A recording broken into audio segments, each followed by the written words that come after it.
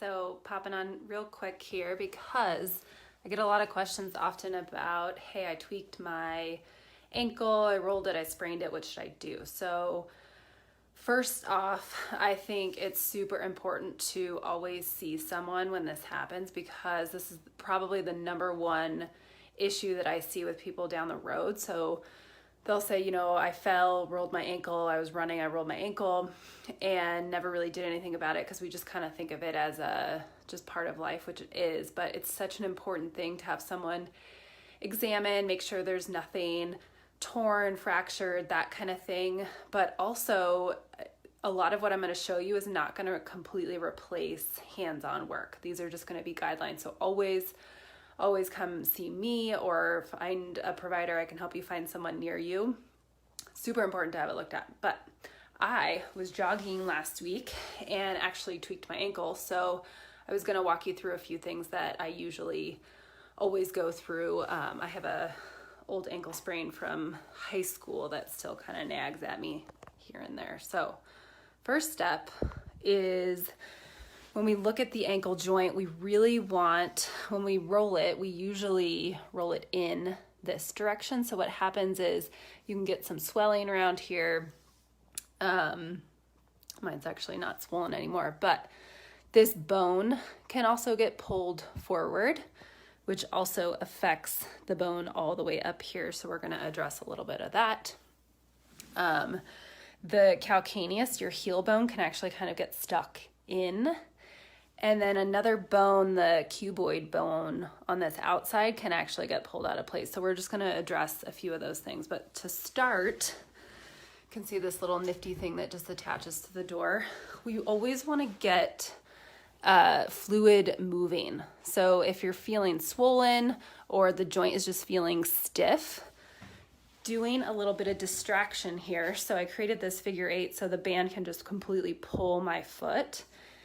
And then I'm going to take this really fancy string here. You can just use a rope. You want something that's going to be not stretchy to pull forward. And I'm just going to pull back and forth. So again, we're creating space in the joint, and as I pull forward, we're creating even more space to help improve blood flow and flush out a lot of that stagnant swelling, which can create issues down the road, creates long-term inflammation, and doesn't allow those tissues to heal well. So I'll do this about 20, 25 times. Really good when it's swollen, when it's bothering you, but also I like to do it before I'm going to go for a walk or hike, or once it's feeling better, a run again. So that's a really good one. And then another one with the band is flipping around. Let's do this so we're not giving you guys a headache here. So now what I'm going to do is I'm going to have the band here. Let's be smarter than the camera here. I'm going to have the band around the crease of the ankle here, and all I'm doing here is driving my knee forward. So you can actually see here that as I drive my knee forward, I'm pulling that bone back in the direction that it was probably pulled out of. And so this will start to restore a lot of the mechanics that were maybe lost from spraining it, and also improving that range of motion as we drive forward. If you don't feel a ton, you can put a towel up here, but what you really want to avoid is any type of pinching sensation here. It should feel just gentle in the ankle and maybe some Achilles stretching here. Same thing, about 20, 25 reps. And another really good one pre-workout. So now we're going to move on to that cuboid bone. You guys know I love the yoga tune-up, always with dog hair. So the cuboid is this outside bone here, right over here. And a lot of times it just, because of the attachment of what's tweaked, that bone can get out of place. And so this isn't necessarily getting it back in place, but it's going to help to mobilize that area. So what I'm doing, I'm putting the ball basically right over that bone. But since you might not know where that bone is, if you find your heel and your pinky toe knuckle right in between there.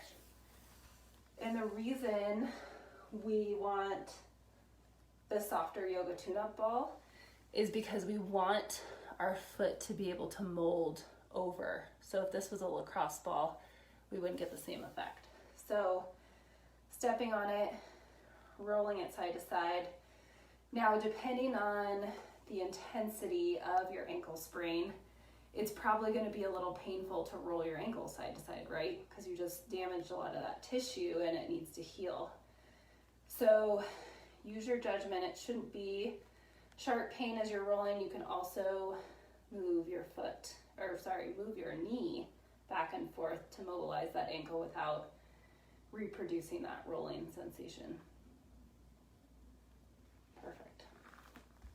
So then we're going to take a look at the inside of the ankle here.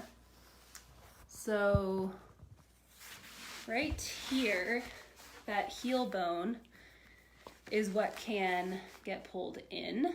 So what we want to do is really massage the inner heel here, but we can also kind of work and stretch it the other direction gently.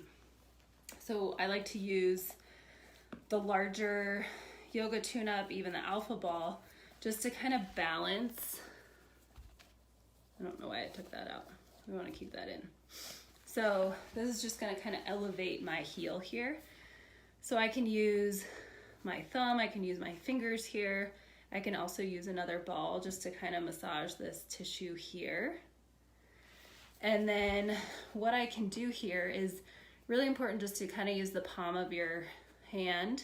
And all I'm doing is pulling down, away from the leg and then down. Very gentle. I'm not trying to break my heel bone, but it can just kind of do this gentle stretch on the inside. If you rolled your ankle the other direction and sprained the inside, this is not something you would do. This would be really painful. So this is more just if you rolled it in that traditional way. And then the last little bit here is making sure, so again, the ankle sprain usually affects this bone here, and we have to remember it comes all the way up here, so you can start to get kind of a sticky knee after an ankle sprain. So this can be a rolled up towel or one of the softer yoga tune-up balls here. I'm going to use the double one. So what I can do is kind of wedge it into the back of my knee and sit back here. So what I'm doing here is I'm creating a force on that bone to go forward. So the part in the ankle, we want it to go back.